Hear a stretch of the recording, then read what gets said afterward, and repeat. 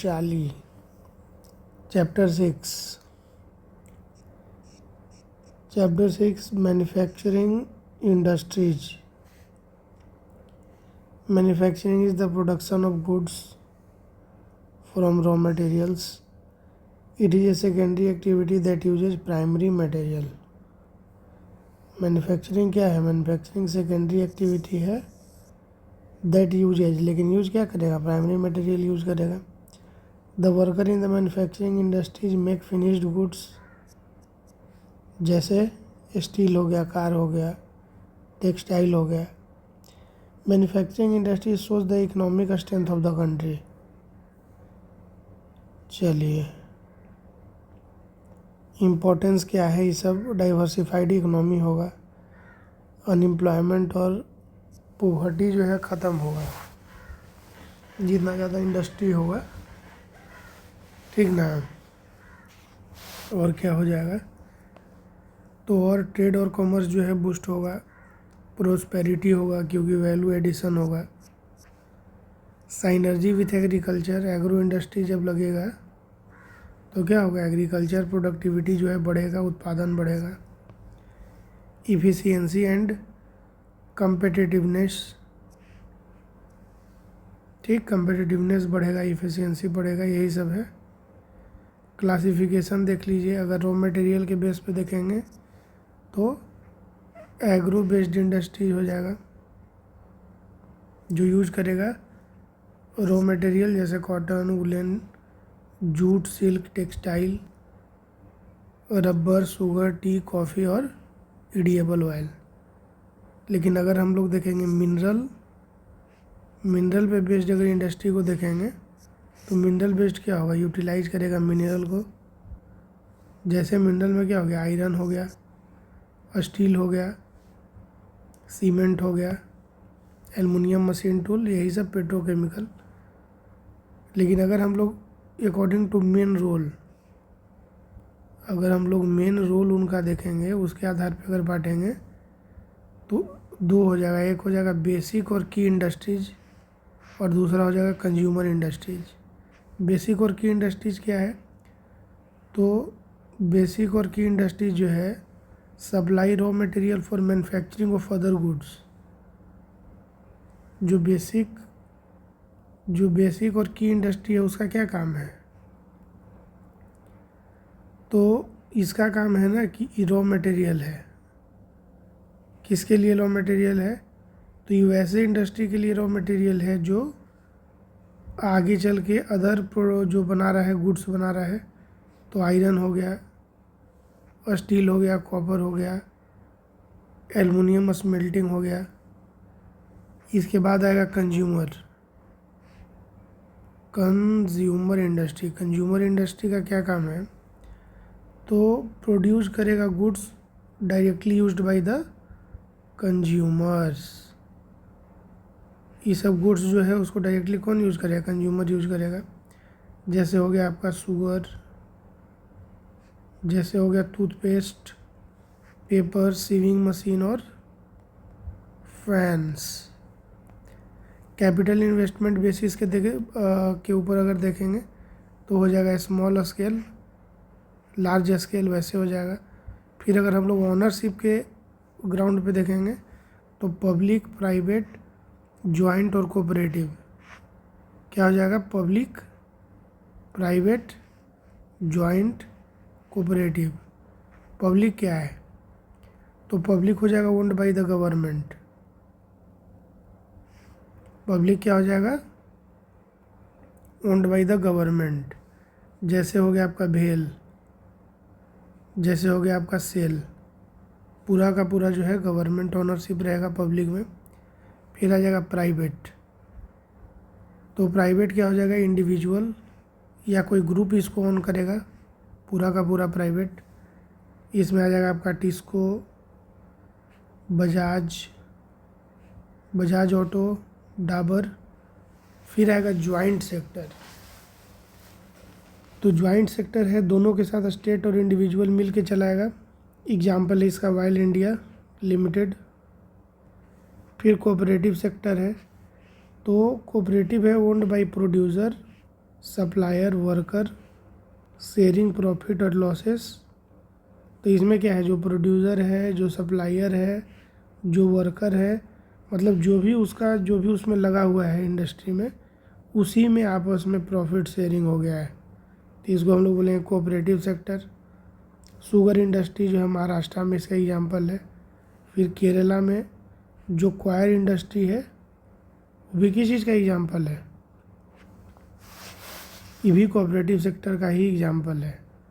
Based on raw material weight, तो raw material के weight से अगर देखेंगे तो हो जाएगा हेवी इंडस्ट्री और क्या हो जाएगा, हेवी इंडस्ट्री और लाइट इंडस्ट्री हो जाएगा। Heavy industry deal with substantial raw material and finished good, जैसे हो गया आयरन एंड स्टील। फिर है आपका लाइट इंडस्ट्री, तो यूज करेगा lighter raw material, produces goods जैसे इलेक्ट्रिकल गुड्स हो गया। चलिए अब इधर देख लीजिए, बारामूला, अनंतनाग, अमृतसर, लुधियाना, मुरादाबाद। देखिए ये जो है कॉटन इंडस्ट्री, कॉटन टेक्सटाइल कहाँ कहाँ है, तो देखिए यहाँ मुंबई में है। फिर इधर देखिए जामनगर में है, बीकानेर में है, यहाँ पे देखिए है अमृतसर में है, लुधियाना में है, गुरुग्राम, पानीपत, ग्वालियर, जयपुर, शाहजहाँपुर में है कॉटन। फिर उलेन, तो उलिन है आपका इधर मुर्शिदाबाद में। फिर है आपका हुगली में, फिर है वर्धा में, जलगांव में, उज्जैन में। तो वही दिया हुआ है अलग अलग इंडस्ट्री। अब ये कॉटन टेक्सटाइल में, तो कॉटन टेक्सटाइल बोल रहा है ना कि इसका इकोनॉमिक कंट्रीब्यूशन जो है कहाँ है, तो इंडस्ट्रियल प्रोडक्शन में इसका है, कॉटन का बहुत बड़ा योगदान है। एम्प्लॉयमेंट तो दे ही रहा है, फॉरेन एक्सचेंज अर्निंग लेके आ रहा है, ये भी चलेगा। ठीक है, सेल्फ रिलायंट वैल्यू चेन, मतलब ये एकमात्र ऐसा इंडस्ट्री है जो क्या है, पूरा का पूरा सेल्फ रिलायंट है इंडिया पे। इवोल्यूशन ऑफ कॉटन टेक्सटाइल में क्या है, हिस्टोरिकल टेक्निक। हिस्टोरिकल टेक्निक में क्या है, हैंड स्पिनिंग,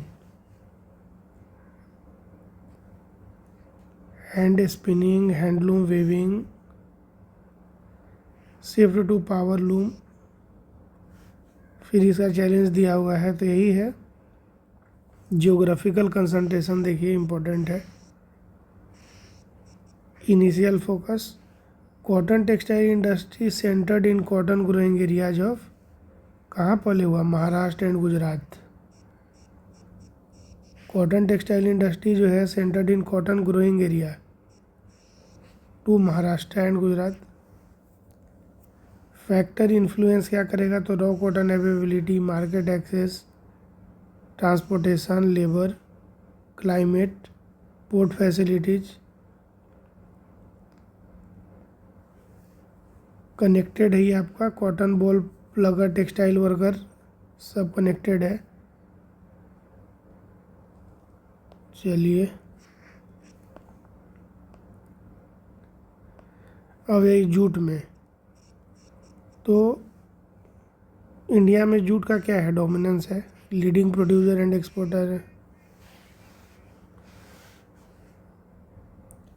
जूट जो है, India jute dominance, leading producer and exporter है, largest producer and second largest exporter है रॉ जूट का। इंडिया क्या है, लार्जेस्ट प्रोड्यूसर है और सेकेंड लार्जेस्ट एक्सपोर्टर है raw jute and jute goods का। जूट का जो भी इंडस्ट्री है वो बेसिकली है आपका वेस्ट बंगाल में, एलोंग हुगली रिवर। जूट जो है बेसिकली कहाँ है, वेस्ट बंगाल में है, हुगली रिवर के किनारे है। फिर यही सब है आपका, क्या क्या चाहिए, सफिशिएंट वाटर चाहिए, इसमें सफिशिएंट वाटर होना चाहिए। ठीक, फिर आ जाइए शुगर इंडस्ट्री में, तो second in world sugar production, first in गुड़ एंड खांडसारी प्रोडक्शन। इंडिया जो है शुगर में कहाँ खड़ा है? तो सेकेंड है in world sugar production and first in गुड़ एंड खांडसारी प्रोडक्शन। सेकेंड है वर्ल्ड शुगर प्रोडक्शन में और फर्स्ट है गुड़ और खांडसारी प्रोडक्शन में। जो मिल वगैरह है शुगर का, जो मिल है वो कहाँ कहाँ है? यूपी में है आपका, बिहार में है, महाराष्ट्र में है, कर्नाटका में है, तमिलनाडु में है, आंध्र प्रदेश में है, गुजरात में है, पंजाब, हरियाणा, मध्य प्रदेश में है।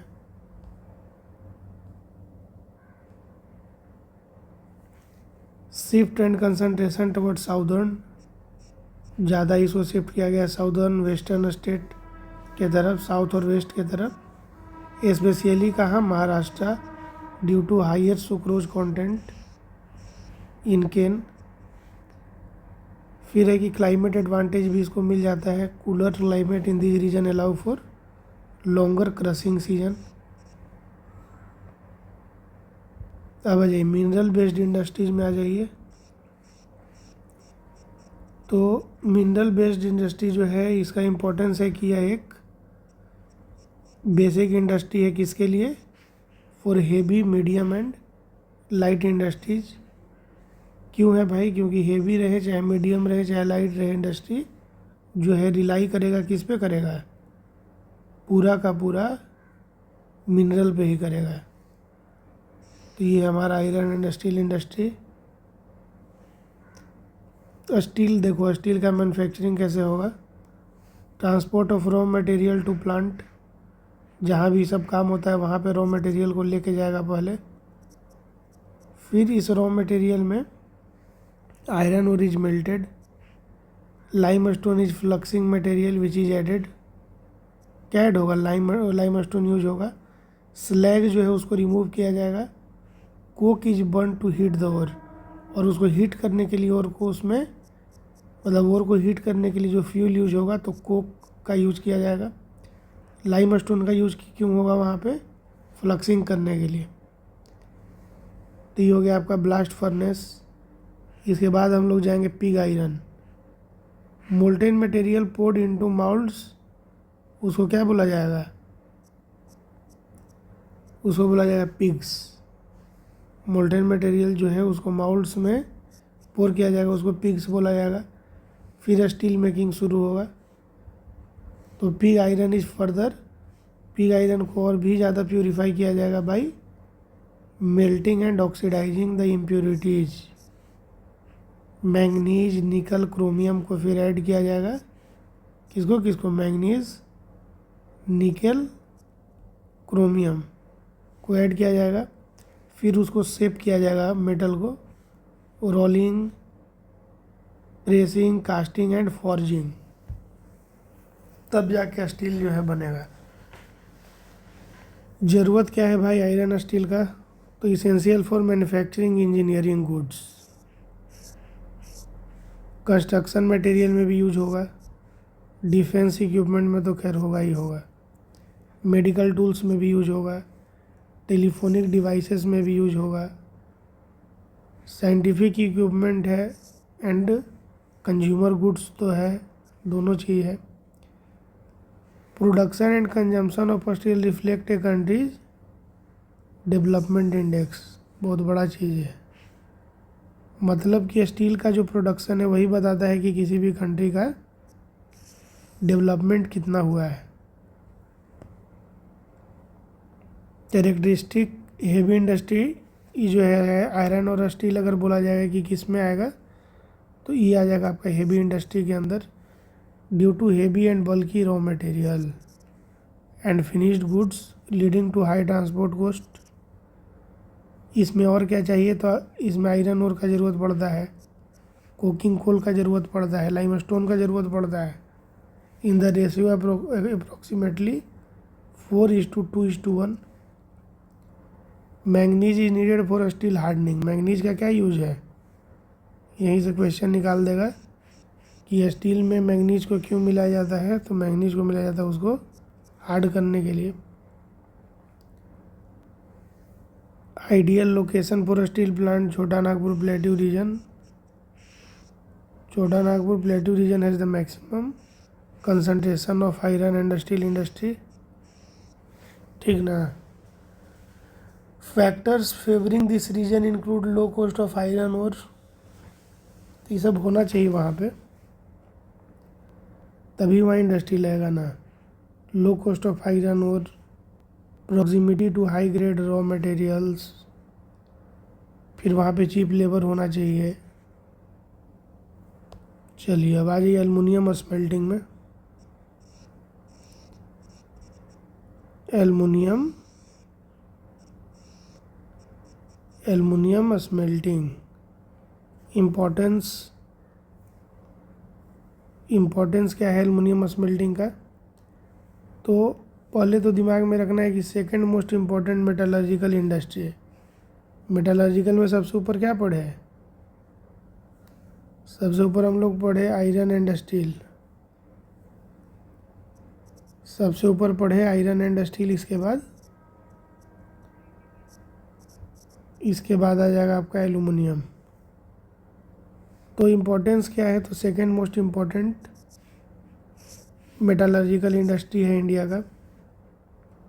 लाइट होता है, हल्का होता है, कोरोजन रेजिस्टेंट है, गुड कंडक्टर ऑफ हीट है एंड मेलिएबल तो है। यूज है एल्युमिनियम का एयरक्राफ्ट में, यूटेंसिल में और वायर में। तो एयरक्राफ्ट में भी यूज होता है यूटेंसिल और वायर में। Popular substitute for steel copper zinc and lead. तो स्टील का क्या है? पॉपुलर सब्सटीट्यूट है। लोकेशन ऑफ एल्युमिनियम प्लांट अगर देखेंगे स्मेल्टिंग प्लांट तो उड़ीसा के नज़दीक है, वेस्ट बंगाल, केरला, उत्तर प्रदेश, छत्तीसगढ़, महाराष्ट्र और तमिलनाडु। एल्युमिनियम स्मेल्टिंग प्लांट कहाँ है? उड़ीसा में है, वेस्ट बंगाल में है, केरला में है, यूपी में है, छत्तीसगढ़ में है, महाराष्ट्र में है और तमिलनाडु में है। रॉ मटेरियल क्या चाहिए इसके लिए? कुछ रॉ मटेरियल तो चाहिए होगा ना। तो बॉक्साइट से क्या होगा? बॉक्साइट से इसको निकाला जाता है। कैसे निकालेगा?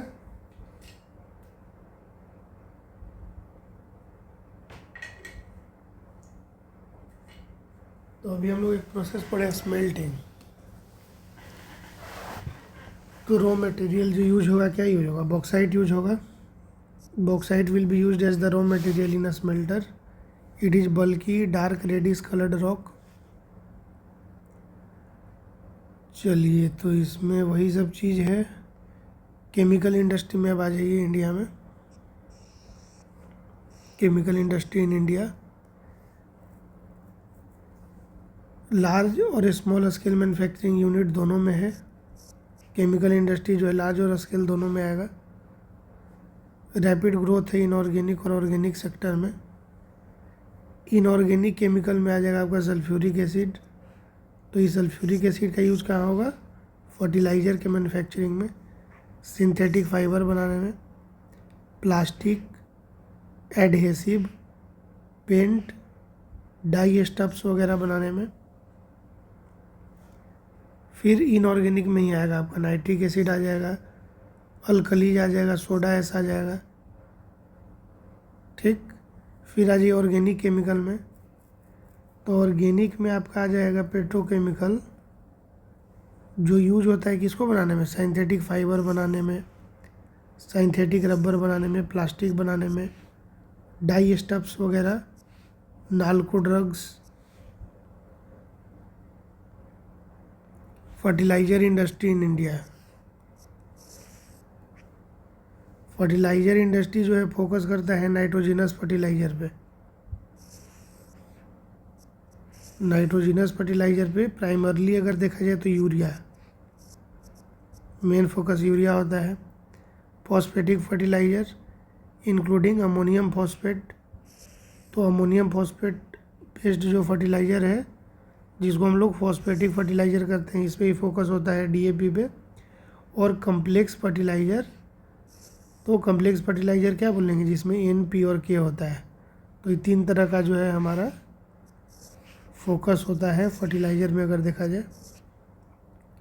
पोटाश डिपेंडेंसी, यानी कि पोटाश मतलब पोटेशियम के इज इंटायरली इम्पोर्टेड, इसको दिमाग में घुसा लीजिए। इसीलिए अभी जो है हॉर्मुज संकट की वजह से हम लोग का जो फर्टिलाइज़र है उस पर भी संकट।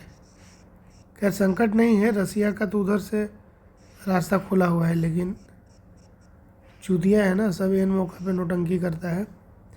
तो पोटाश डिपेंडेंसी जो है, पोटाश इज इंटायरली इम्पोर्टेड और due to the absence of domestic reserve, चूँकि हमारे पास पोटाश का डोमेस्टिक रिजर्व नहीं है, फॉर कमर्शियली यूजेबल पोटाश और पोटेशियम कंपाउंड हमको पूरा का पूरा जो है इंपोर्ट करना होता है। तो कुछ मिडिल ईस्ट से भी आता है, इसीलिए अभी हम लोग को समस्या हो रहा है। Geographic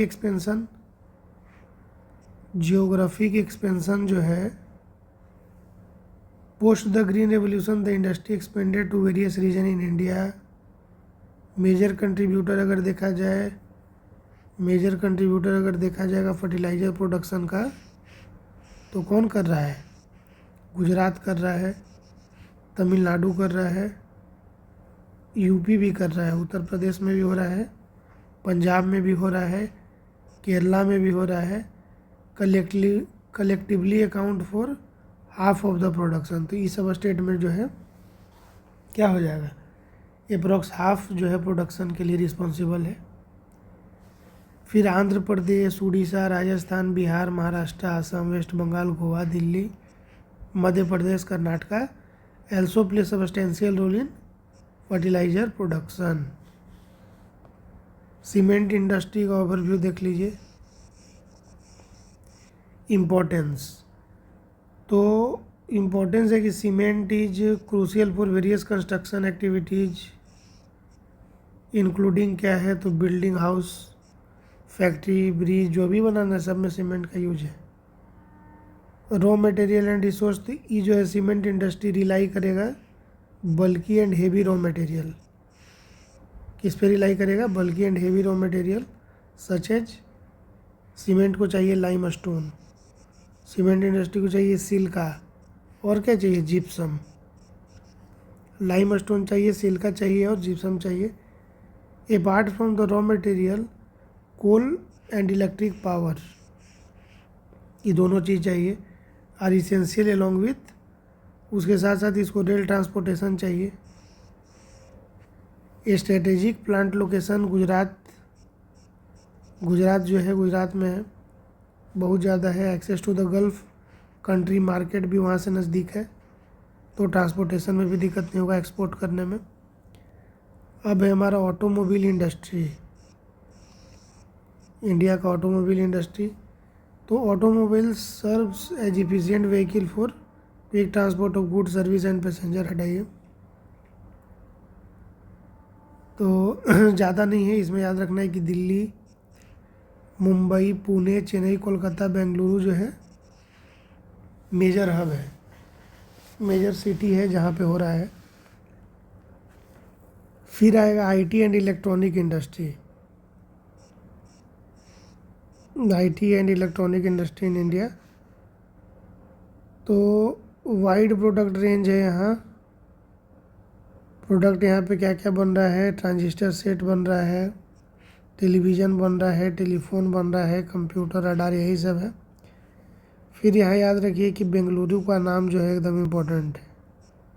Bengaluru is the electronic capital. Bengaluru क्या है?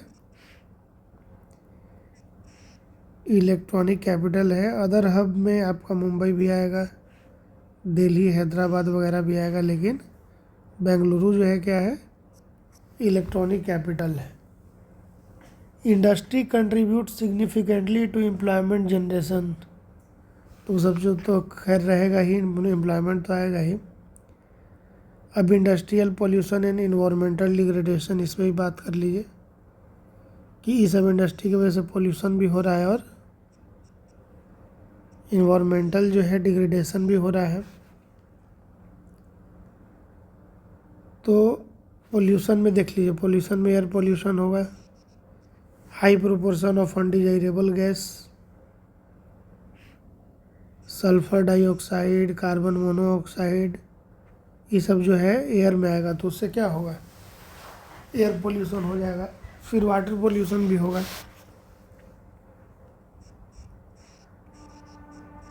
वाटर पोल्यूशन कैसे होगा, क्योंकि ऑर्गेनिक और इनऑर्गेनिक इंडस्ट्रियल वेस्ट है, जो एफ्लुएंट है, डाई है, एसिड जो है, सारा हेवी मटेरियल, हेवी मेटल जो है, सब कहाँ जा रहा है, पानी में जा रहा है।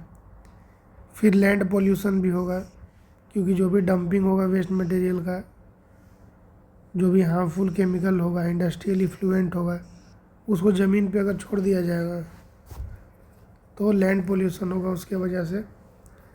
फिर हो जाएगा नॉइज़ पोल्यूशन। नॉइज़ पोल्यूशन होगा इरिटेशन होगा, hearing impairment, increased heart rate from industrial and construction activity, उससे हल्ला गुल्ला होगा, उससे भी डिस्टर्बेंस होगा। फिर है स्पेसिफिक इंडस्ट्री कंट्रीब्यूशन। तो एयर पोल्यूशन करेगा आपका paper factory, brick kilns, refineries, जो स्मेल्टिंग प्लांट है वहाँ से होगा, फॉसिल फ्यूल के बर्निंग से होगा। वाटर पोल्यूशन भी करेगा पेपर इंडस्ट्री, पल्प इंडस्ट्री करेगा, chemical industry, textile industry, dyeing, petroleum, refinery हो गया, टैनरीज हो गया। फिर आ जाइए थर्मल पोल्यूशन। तो hot water from factory, thermal plant, dead into river and pond, ये सब करेगा। तो इसकी वजह से बहुत सारा जो है हेल्थ पे और इन्वायरमेंटल पे इम्पैक्ट पड़ेगा। नॉइज़ पोल्यूशन की वजह से हियरिंग इम्पेयरमेंट होगा, इंक्रीज्ड हार्ट रेट होगा, स्ट्रेस होगा। फिर water related consequence, dumping of waste जो है उसके वजह से सॉइल क्या है, सॉइल जो यूजलेस हो जाएगा। ग्राउंड वाटर कंटामिनेशन बहुत इंपॉर्टेंट है। ग्राउंड वाटर क्या हो जाएगा, कंटामिनेट हो जाएगा due to polluted rain water percolating into the soil. Nuclear industry देखिए, इससे भी हेल्थ रिस्क है। न्यूक्लियर पावर प्लांट का जो वेस्ट होता है, जो न्यूक्लियर एंड जो वेपन प्रोडक्शन फैसिलिटी है, उससे क्या होगा, उससे कैंसर हो रहा है, उससे बर्थ डिफेक्ट हो जा रहा है, मिसकैरेज हो जा रहा है। तो ये सब जो है बहुत बड़ा रीज़न है। Soil and water pollution are closely related to waste dumping. अब ये control of environmental degradation, control of environmental degradation, effective waste management, waste water pollution, यही है, इसको आप मिनिमाइज कीजिए। वेस्ट वाटर पोल्यूशन को कंट्रोल किया जाए, उसको रिसाइकिल किया जाए, रेन वाटर हार्वेस्टिंग किया जाए, जो भी इफ्लुएंट, जो भी गंदगी निकल रहा है किसी भी फैक्ट्री से, उसको क्या किया जाए, उसका ट्रीटमेंट किया जाए। तो ट्रीट करिए हॉट वाटर को, इफ्लुएंट को, बिफोर जो उसको रिलीज करने, अगर किसी भी रिवर और पॉन्ड में अगर रिलीज कर रहे हैं तो उससे पहले उसको ट्रीटमेंट किया जाए। प्राइमरी ट्रीटमेंट करें, जैसे मैकेनिकल मेथड, जैसे स्क्रीनिंग किया जाए, उसको ग्राइंडिंग किया जाए, फ्लोक्यूलेशन, सेडिमेंटेशन, इस तरह से उसको प्राइमरी ट्रीटमेंट दे। फिर बायोलॉजिकल प्रोसेस का यूज करके सेकेंडरी ट्रीटमेंट दिया जाए। फिर भी काम अगर नहीं बन रहा है तो टर्शियरी दीजिए ट्रीटमेंट, उसमें बायोलॉजिकल, केमिकल और फिजिकल प्रोसेस सबको ऐड करके वेस्ट वाटर को क्या किया जाए, रिसाइकिल किया जाए। फिर है ground water regulation. Legal regulation are necessary to control over drawing of ground water reserve by industry. तो ऐसा नियम बनाया जाए कि हर इंडस्ट्री के पास एक लिमिटेड अमाउंट निकालने का पावर अथॉरिटी हो, क्योंकि ऐसे क्या होगा कि सारा इंडस्ट्री जो है नीचे का पानी निकाल लेगा तो आम आदमी के लिए ड्रिंकिंग वाटर अवेलेबल नहीं रहेगा। फिर एयर पोल्यूशन कंट्रोल करने पर ध्यान दिया जाए। Reduce smoke by using oil और गैस। कोल की जगह पे क्या यूज़ करें फैक्ट्री में, तेल का यूज़ करें या गैस का यूज़ करें। तो साइलेंसर का यूज़ करें। साइलेंसर यूज़ करने से क्या होगा, नॉइज़ पोल्यूशन कम होगा। मशीनरी को रीडिज़ाइन किया जाए to reduce noise. Personal ear plug, earphone वगैरह दिया जाए। चलिए, केस स्टडी जो है ऑफ इन्वायरमेंटल कंजर्वेशन हुआ, उसमें power provider and certification. NTPC, a major Indian power corporation, holds ISO certification EMS 14001। NTPC के पास है किस चीज़ के लिए भाई, तो for environmental management system, proactive environmental preservation. NTPC takes a proactive stance in conserving natural resources like water, oil, gas and fuel in power plant locations. Strategies for preservation, तो preservation के लिए स्ट्रेटजी क्या है, optimal equipment use. फिर है waste minimisation, waste को minimise करना है। ग्रीन बेल्ट को क्रिएट करना है। कैसे बनेगा ग्रीन बेल्ट, तो इकोलॉजिकल बैलेंस के लिए बहुत ज़्यादा पेड़ लगाते हैं, एफॉरेस्टेशन करना होगा ग्रीन बेल्ट के लिए। पॉल्यूशन को रिड्यूस किया। इकोलॉजिकल मॉनिटरिंग, आपको मॉनिटर करना होगा। Point two remember, the first successful textile mill was established in Mumbai. पहला जो टेक्सटाइल मिल है कहाँ पे एस्टेब्लिश्ड हुआ, मुंबई में हुआ इन 1854, 1854 में हुआ। The 2 world wars were fought in Europe. India was a British colony.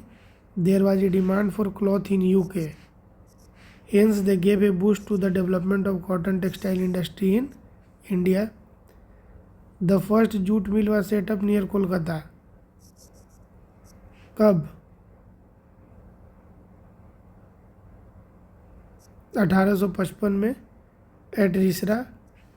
After partition in 1947, the jute mills remained in India, but 3/4 of the jute production area went to Bangladesh चला गया। तो पहला अगर बोलेगा कि टेक्सटाइल मिल कहाँ लगा, तो मुंबई में लगा 1854 में। और अगर बोलेगा कि जूट मिल जो है पहला कब लगा, तो जूट मिल पहला लगा कहाँ, कोलकाता में लगा, 1855 में लगा। क्वेश्चन है कि consider the following statement about, sugar industry से रिलेटेड है और आपको बताना है कि इसमें कितना जो है सही है। तो पहला स्टेटमेंट है कि India occupies the first place in the production of गुड़ एंड खंदसरी। तो अभी हम लोग पढ़े हैं ना कि गुड़ और खंदसरी में इंडिया क्या है, टॉप प्रोड्यूसर है, तो ये सही हो जाएगा। दूसरा है कि more than 90% sugar mills are located in UP and Bihar. तो ये सरासर क्या हो जाएगा, गलत। क्या ये 5-6 स्टेट हम लोग पढ़े तो उसमें मात्र 50% था, तो ये तो होगा नहीं। हाँ, UP में होता है, महाराष्ट्र में भी है, बिहार में भी है, लेकिन 50% के आसपास है, इतना नहीं। 90% सिर्फ UP में नहीं है।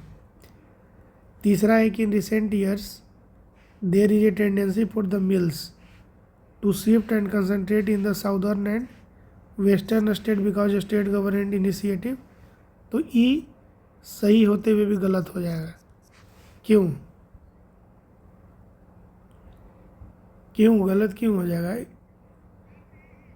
क्योंकि यहाँ पे शिफ्ट और कंसंट्रेट मतलब ये तो रहेगा, साउदर्न में और वेस्टर्न स्टेट में रहेगा, लेकिन रीजन जो है स्टेट गवर्नमेंट इनिशिएटिव नहीं होगा। यहाँ पे सुक्रोज कंटेंट जो है, सुक्रोज कंटेंट जो है वो क्या है, मेन रीजन है, इसके वजह से होगा। Question number 2, consider the following statement. इसमें भी बताना है कि इसमें which of the statement given above are correct. तो the Chota Nagpur plateau region has the maximum concentration of iron and steel. Chota Nagpur plateau जो है रीजन, उसके पास मैक्सिमम कंसंट्रेशन है आयरन और स्टील का, तो इसको क्या किया जाएगा, ये सही हो जाएगा। The iron and steel is a heavy industry because all the raw material as well as finished goods are heavy and bulky. तो ये भी क्या हो जाएगा, ये भी सही हो जाएगा। अभी हम लोग पढ़े कि आयरन और स्टील जो है हेवी इंडस्ट्री में आता है। इसका एक रीज़न ये भी है कि जितना भी उसमें रॉ मटेरियल लगता है और उसका फिनिश्ड गुड्स जो भी है वो क्या है, हेवी है और बल्कि है।